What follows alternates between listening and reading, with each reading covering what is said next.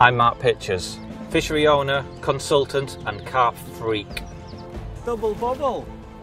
Big pits, tiny ponds, day tickets, club lakes, syndicates, I've fished them all. Let's turn up for the books. I love the peace, the tranquility, the anticipation and the thrill of the chase, but ultimately it boils down to one thing, a carp in the bottom of a landing net. High five! I've been the traveller in Crafty Carper. I'm now the face of Total Carp's 20s challenge, so I certainly know a thing or two about catching carp under pressure. But I now face my toughest challenge yet. Carp fishing missions set by you On Fox's Facebook page. And once the guys at Fox select that challenge, I have no option but to accept. Can I do it? Yeah. Oh, we've got him! Yes! This is the challenge.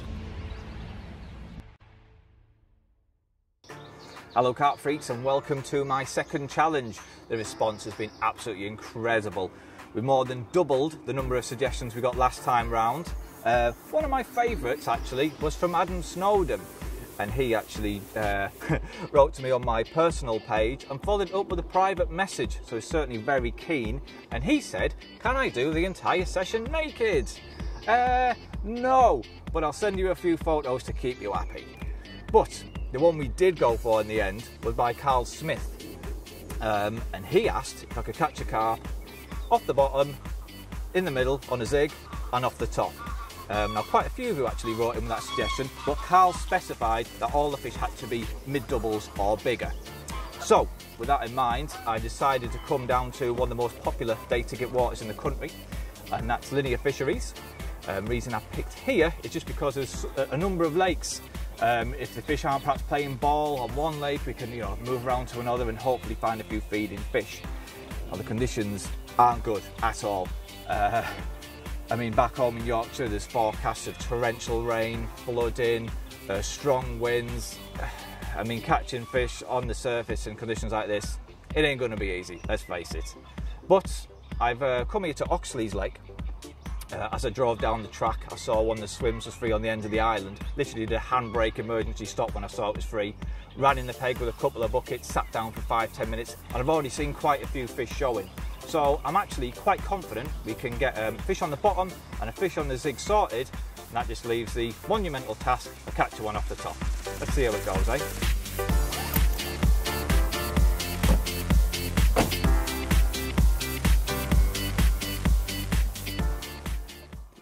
Well, there's quite a lot of fish in front of me, so I think what I'm going to do is try and get one on the zig. Now, ordinarily, I mean, we have actually got quite low air pressure. I mean, really, it's not crying out for fishing zigs, but obviously, we've got to pass this challenge. But there is quite a few fish showing, quite a few fish rolling. I think there is actually a good chance of nicking one. So what I'm going to do, I'm going to get the marker rod into play. I don't need to find any spot or anything like that in particular. All I'm wanting to do is just cast it to the area where the fish have been showing and just get an idea of the depth, so I can set the zig at whatever depth I feel they're going to be at, which I think is probably going to be, I don't know, top third of the water. So let's have a go and see what we got.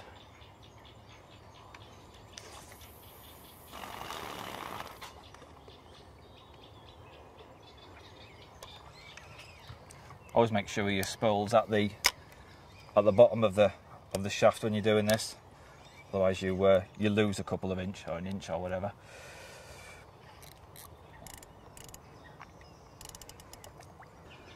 So the marker float and the link is a foot, so that's 2 foot, 3 foot, 4, 5, 6, 7, 8.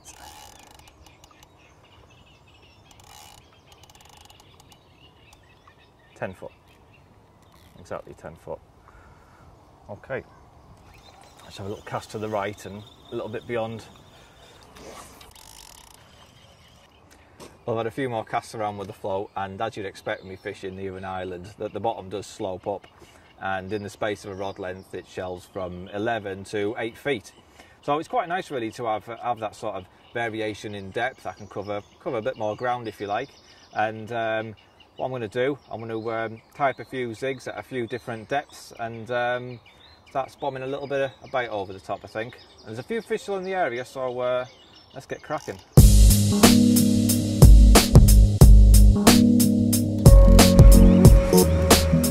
Well, I've got the rods clipped up to the float.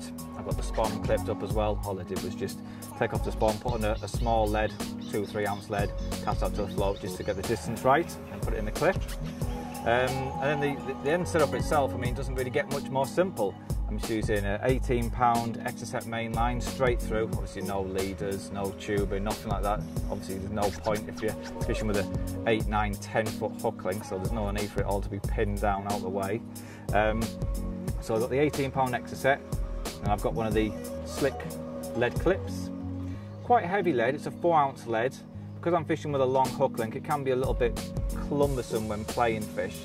So I want the lead to discharge on the take, and the heavy lead does offer more resistance, so it does drop off more easily than a lighter lead would. If you come down here, I've got one of the extra long anti-tangle sleeves. Obviously we're fishing with a really long hook length, so extra length of the anti-tangle sleeve does make it better for reducing tangles. The hook link itself is a 12-pound Zig and floater. And as we come down, where is it? I'm sure you've all seen them before. There's the yellow Zigger liner. Quite a big hook, size 6 armour point SR hook. You may ask why I'm using an outturned eye with the intern of the Zigger liner. Well, I just find it creates the absolute perfect angle. It ensures you've got still a wide enough gape for the hook to catch hold, and you've still got much of an intern coming away from the liner there to maximise the hooking potential. So that's my favourite hook pattern anyway. And little yellow foam, and all I'm going to do before I cast out, just give it a dip in the beetling and black currant. When I'm fishing and I'm spodding over the top of zigs, I do like to flavour them. I just think it draws the carp's attention to the hook bait much quicker. There you go, that's all it needs. That's boosted to the max. So let's get it out there.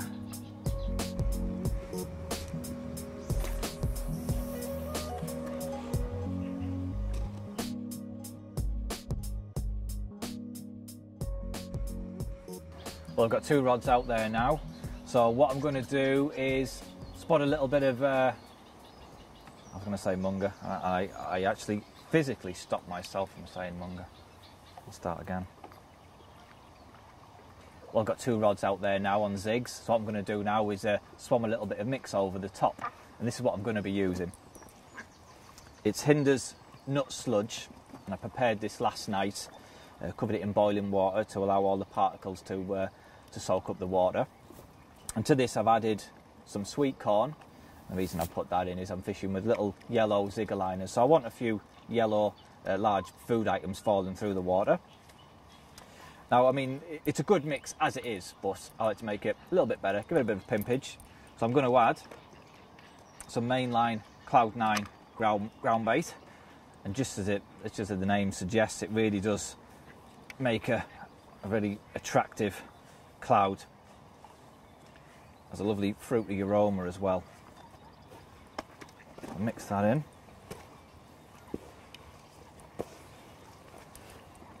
Try and get right down to the bottom.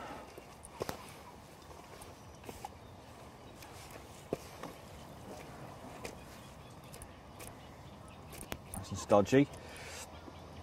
And to make it even more milky, I add milk, funny enough. This is just the evaporated milk. Full tin of that going in.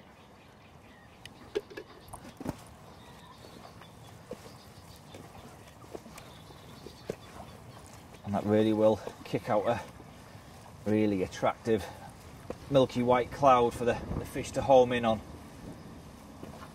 If I throw a bit in the edge, you'll see it in full effect.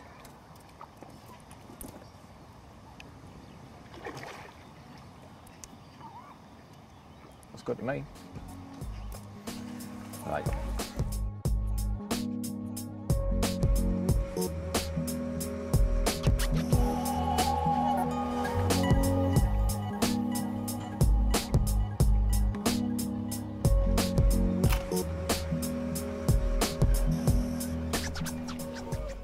Well, although we've got the zigs in play now, conditions really do lend themselves more for fishing on the bottom. We've got a low pressure system, quite a decent wind blowing. Obviously we had all the rain last night, it's forecast more rain today. And like I say, if I'm honest, I am expecting to get more action on the bottom. So what I'm going to do, I'm going to put one rod towards the island in the slightly shallower water. It's about sort of 7-8 feet. And this is the rig I'm going to use.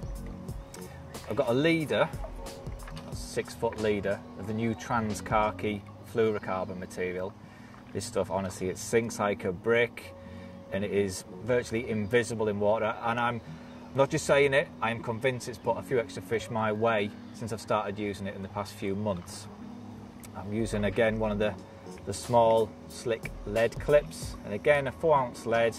I like to just use heavy leads. I think it aids the hooking, and also the extra resistance it does ensure the lead generally drops off on the take. And there's a few snags around there on the tree, on the branches. They are going underneath the water, so I do want to lose the lead if I have to pull a fish through the branches. I have a small CARP anti-tangle sleeve, and then I have a 6-inch hook link, which is 15-pound Camotex soft, going down to a size 4 armor point SSBP hook, short shank beak point hook. I've got a little bit of silicone there over the eye and also down the shank to secure the hair in place and create a bit of a blowback effect. And the hook bait, it's one of the cornball systems that they're called. They come with like a little stack of 3 grains of artificial corn, and I've just trimmed it down, so I've just got 2 grains of corn there, and they are absolutely critically balanced. They sit lovely. In fact, it's just really the weight of the hook that holds them down. They kind of sit like that, wafting around all enticingly, and I'm hoping it's going to do the job. Well, I'm about to commit what I see as the ultimate carpy crime. 2 different bobbins on the same setup. But it's for good reason. Although my OCD is screaming at me. What we've got here, we've got the Springer arms that I'm fishing with the zigs. Now it's important to fish a really, really tight line because we're fishing with such a long hook link. It gives the fish a lot of room to play, a big arc in which to move. By fishing a really tight line, as soon as the fish tightens that hook link and dislodges that lead, an indication will be transmitted back immediately. Now the other rod I'm fishing on the bottom, that's just fished in sort of 6-7 foot of water close to the island. There's no need to have springbow tight lines going up there, so I'm just going to fish it on a semi-slack line, which will provide sufficient indication in this situation.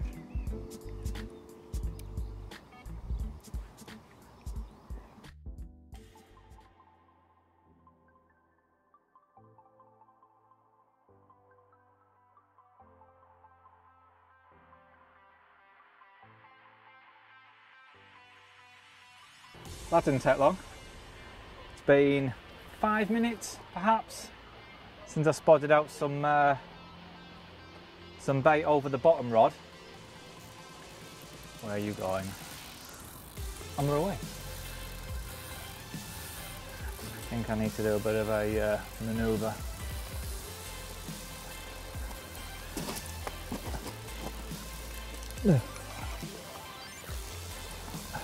No need to stress. That's all it is. Okay. I forgot my net. Come on, as long as you're over, what, 14, 15? What's a mid-double? 14. Yeah. Some would say 15's a mid-double, but that's just being a bit picky. I'd even say 13 and a half. I did 10.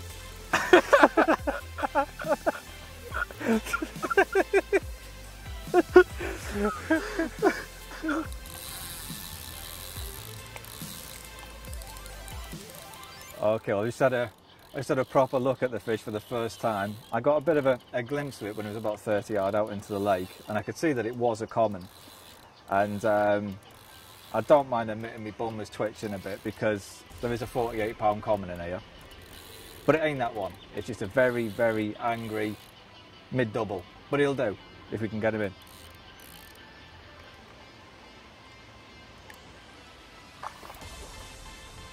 City bionic double. Look at it go.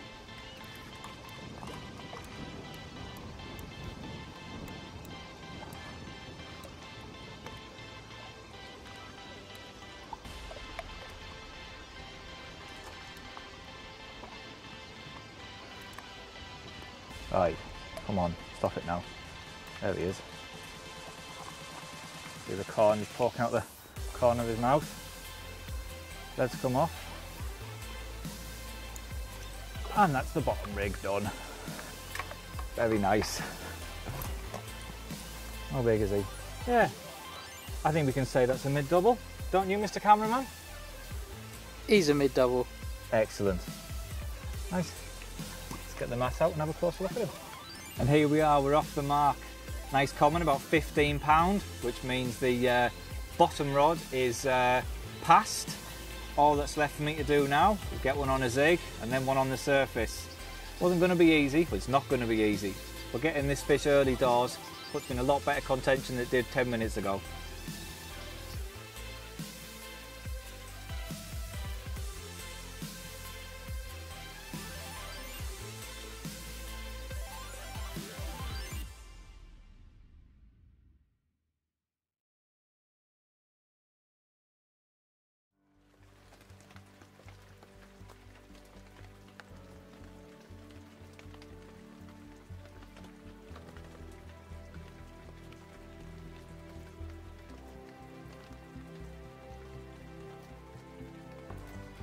Well, it's about 6 o'clock now, and after that fish we had earlier, I've really not seen a great deal in the area at all.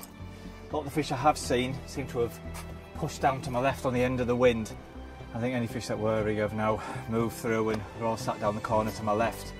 Really not getting any vibes at all, if I'm honest. I'm just not feeling it, and my gut is telling me just to move. But, I mean, this lake is absolutely Sergio. It's rammed out and there is no other options here. So, I think all that I can do is move lakes. I've had a quick little tour around some of the other lakes on the complex. Had a drive over to B1 and there's quite a lot of fish showing there.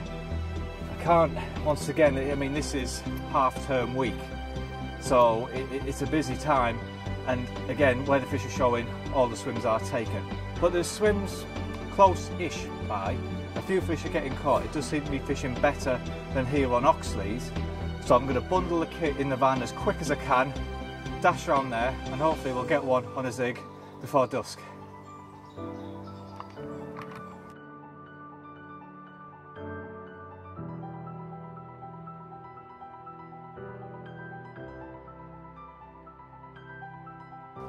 Well, here we are over on Brasenose 1. Just managed to get all 3 rods out on zigs. It seems a bit crazy in my head because all my carpy instincts are shouting at me to be fishing on the bottom. We've got a mega low pressure just coming in. It's fairly cool, windy, drizzly, perfect for fishing on the bottom. But, well, we'll give it a go, eh?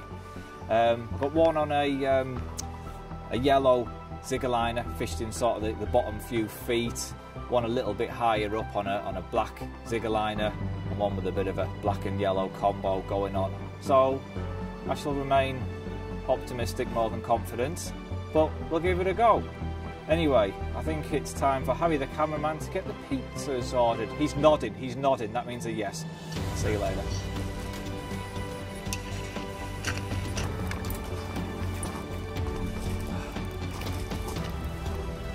That didn't take long, did it?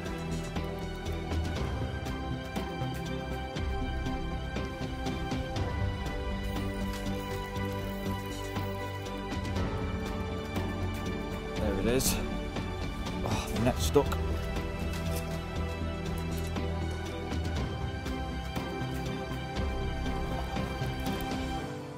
Come on. Yes! Oh. Oh, relief, you wouldn't believe it. Oh, it's not a bad one. Bigger than I thought, actually. It's a 20-pounder. Oh, you would not believe the relief, I can tell you. 2 out of 3 complete. Let's get them floaters out.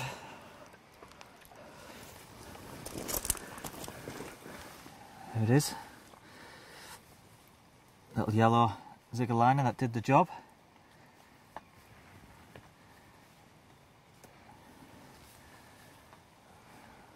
That's all it was.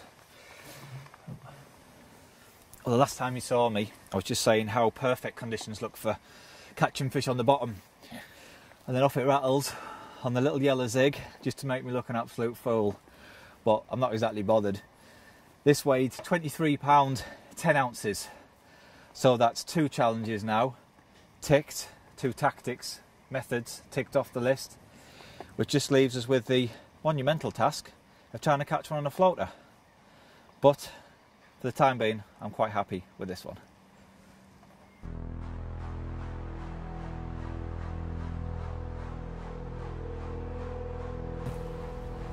I've hooked a fish at about 80-yard range, and from the second I picked up the rod it just kited to the right, and I'm now kind of I'm almost in the next swim down really. I'm just trying to persuade it to go back into open water.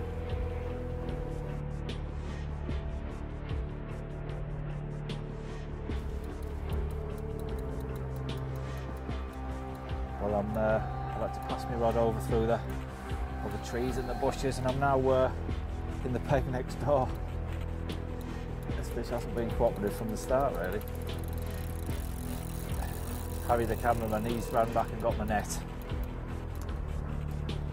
from my original peg. Well, I've got a little bit of a confession to make here.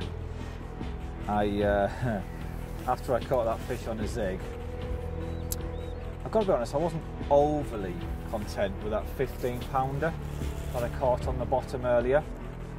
So what I did, instead of putting that zig back out there, I swapped it over for the same bottom bait rig you saw me using over on Oxley's, and this is what's rattled off.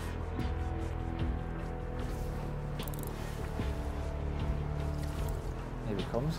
It's a pretty scaly fish.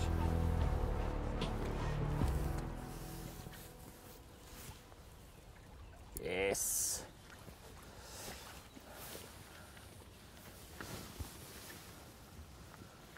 Oh, he's nice. Have a look at him. Oh, might be a bit bigger than I thought actually. Have a look at that. Proper pretty scaly fish. Have a look at that one then. That really is a very nice looking fish. It's definitely the best looking fish of the session so far. And as I hold him, I'm beginning to wonder if it might be a bit bigger than I thought. But then I haven't had anything to eat all day, so maybe I'm just a bit malnourished and a bit weak. But I want to give him a quick weigh. I reckon he's got to be high doubles. Might have even been a bit bigger before spawning. Zeroed the slim already.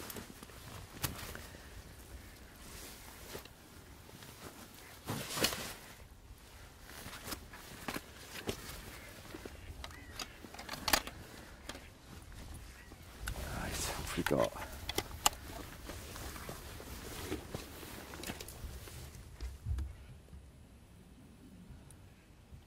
$18.5. I'll do.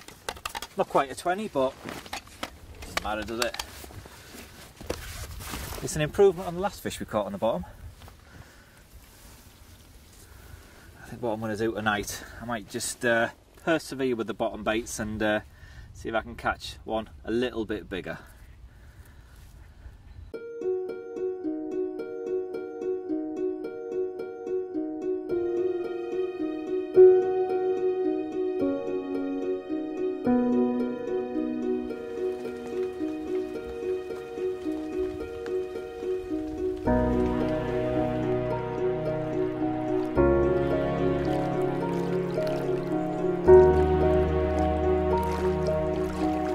Good morning.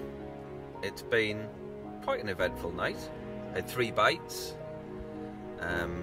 Absolutely chucked it down last night. I got soaked every time. I had 2 fish around mids, upper doubles, along with a 3-pound roach, which was I was not expecting. But Harry, the cameraman, is still kind of like foaming at the mouth with anger that I didn't wake him up for him to see it and film it and take pictures, but it wasn't a challenge that was set, so I didn't bother. But I'm looking at the conditions out there now. The wind's really picked up. the weather today is for heavy torrential rain. And yeah, we've got to catch one off the top, so that'll be fun. In fact, I would probably go as far as saying, if I do catch one off the top today, I'll give Adam Snowden his wish and do the rest of this film naked. So don't worry, I think we're all safe there.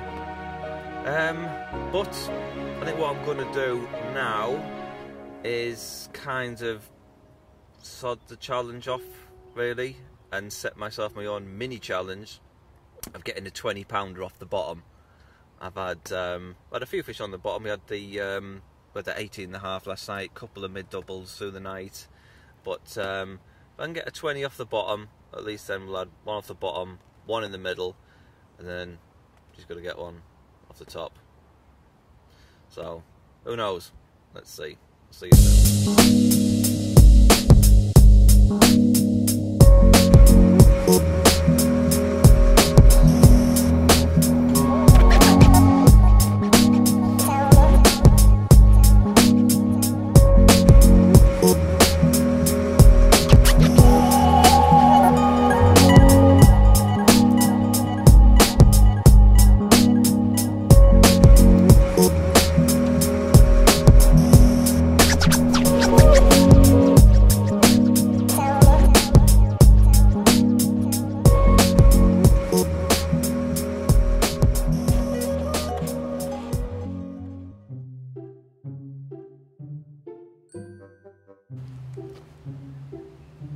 There's a duck just stood in the middle of the woods for no reason whatsoever. How random is that? There's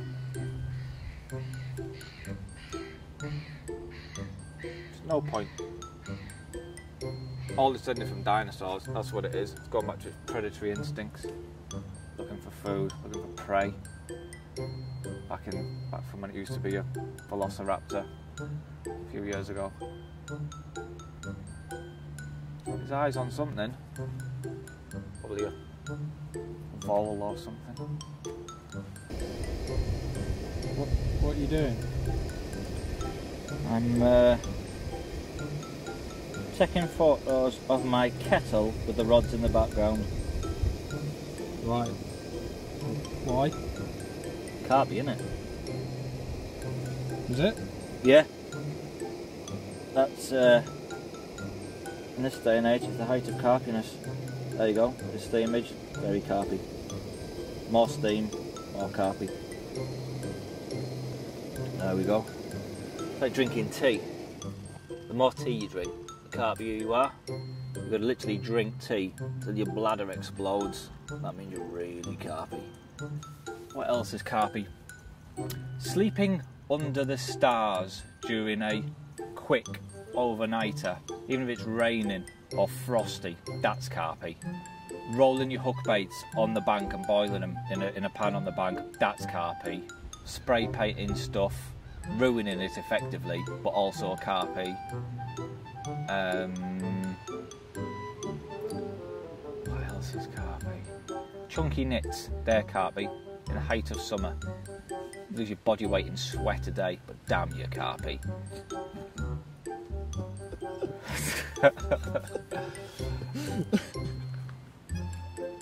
Trying to catch one on the top and there's really no point or need. That's carpy. I think the carpiest thing I ever heard. This is carpy. Feeding the ducks your boilies, so when the poo into the lake, the carp eat the poo and get a taste for the boilies. That's just so carpy. Someone said that? Yeah. Yeah. Really? Yeah, they need locking up.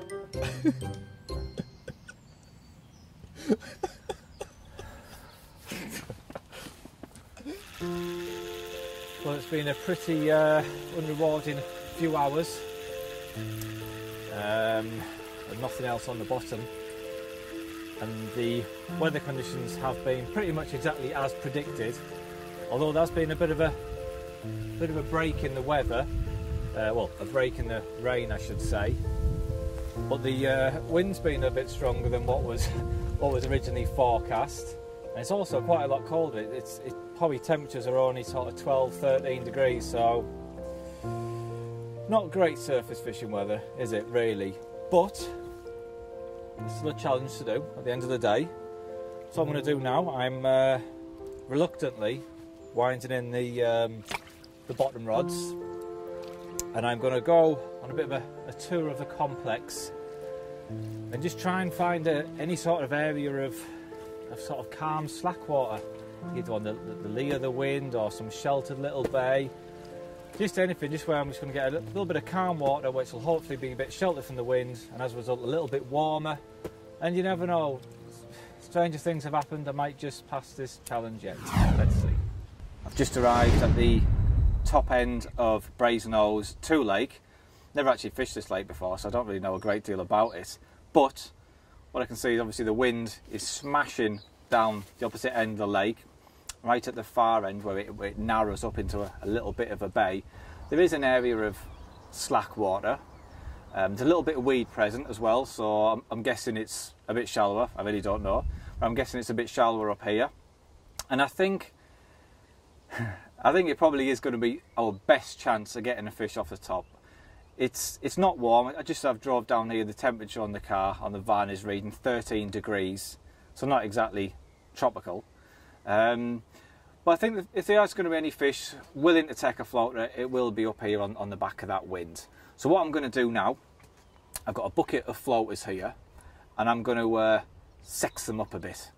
Right, so what I'm going to do is just use some sunflower oil.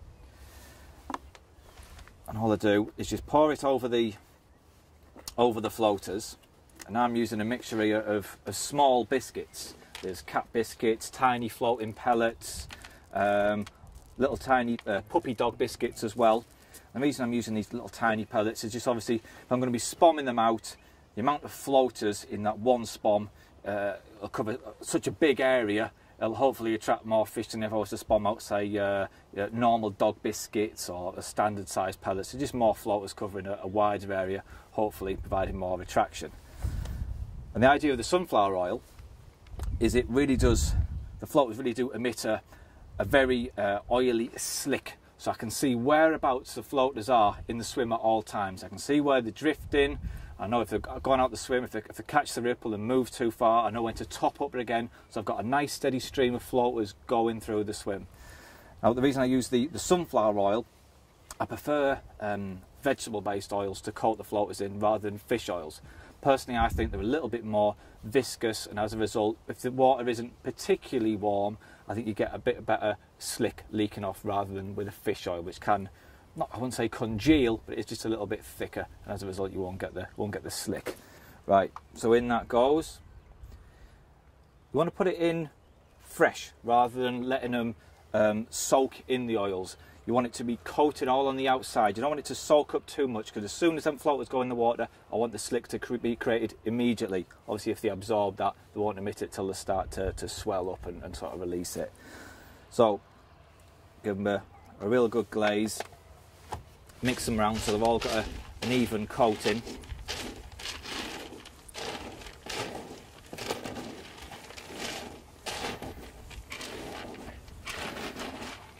Get right to the bottom of the bucket, and as you can see there, what carp could resist that, eh? That's good to me. So let's get to work and give it a go.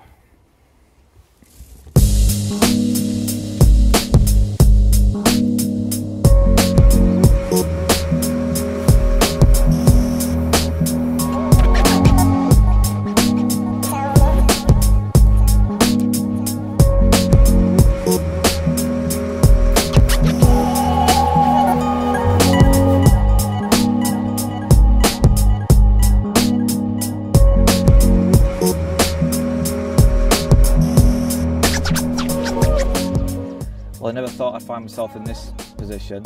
Miraculously, there is actually a few fish prepared to have a bit of a feed on the surface, but not really enough for me to start thinking about breaking open the champagne just yet.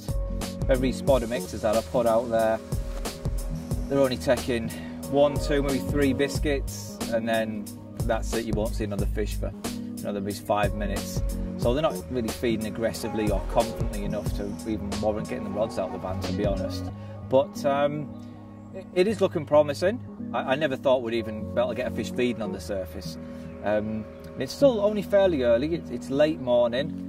So as we move into the afternoon, hopefully the temperature will just rise by a degree or a couple of degrees, just anything. It might just make them just be a bit more inclined to have a bit of a proper feed on the top. So fingers crossed, let's see.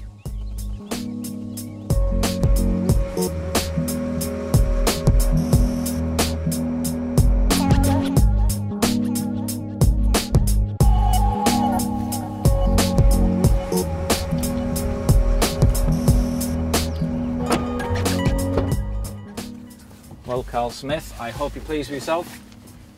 That's my first challenge failed, but I always knew this one was going to be difficult. And when we set this challenge, it was about 3 weeks ago, conditions were perfect. It was really warm, summery conditions, and in the past couple of days, the temperature's taken a tumble. We had low pressure, lots of rain, lots of cold water going in the lake, and they just haven't responded to surface tactics. I mean, Linear's a brilliant venue, a brilliant floater venue as well, but conditions have to be right.